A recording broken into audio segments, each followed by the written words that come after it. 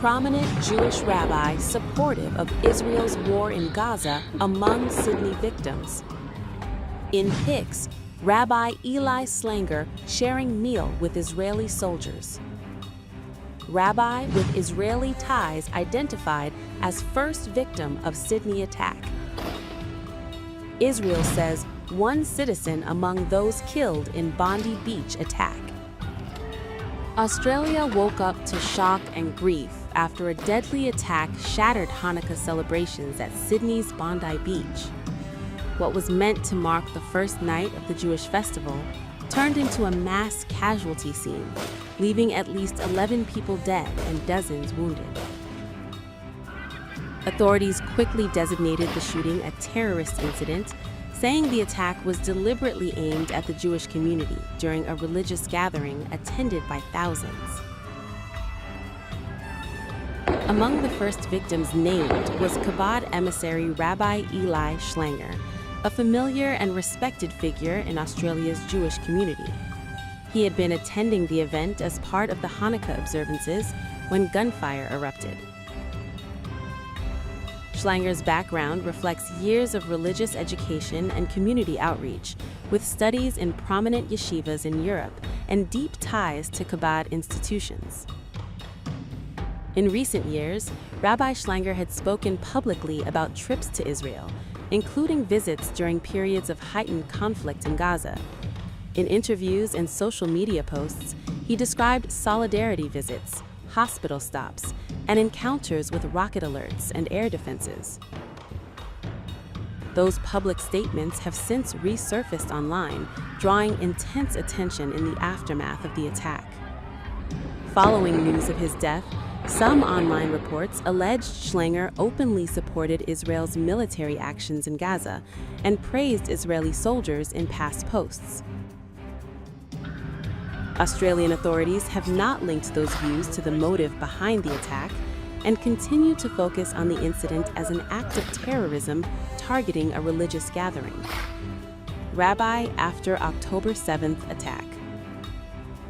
Thank you for the strength, the courage, and everything that you're doing here in Australia to support us. With you, we don't feel alone. With you, we feel that we're part of something much larger.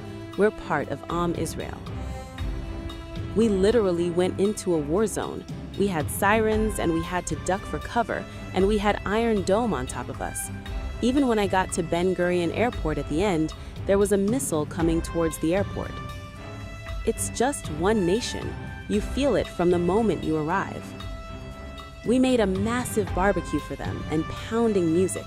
We just schwitzed the entire night dancing with them, hugging them, and they were so grateful that we came all the way from overseas to be able to give them that strength. They all said together, "We cannot thank you enough for coming here." They were begging us, please go back and talk to your politicians. Tell them to do whatever they can to free our kids and to free our parents. Police confirmed one suspected gunman was killed at the scene, while another remains in critical condition. Investigators say at least one attacker was known to security services. Prime Minister Anthony Albanese condemned the violence, calling it an attack on Australia's values and pledging full support for the Jewish community amid rising fears over anti-Semitic violence. As the investigation continues, Bondi Beach has become a site of mourning and reflection. Candles, prayers, and police cordons now mark a space that hours earlier held celebration.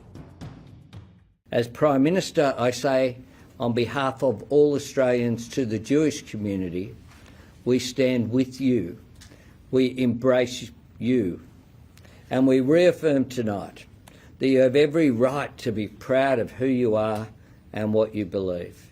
You have the right to worship and study and live and work in peace and safety, and you enrich us as a nation.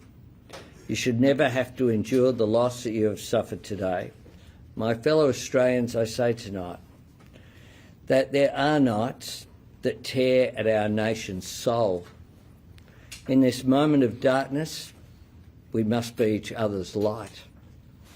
hold on to the true character of the country that we love.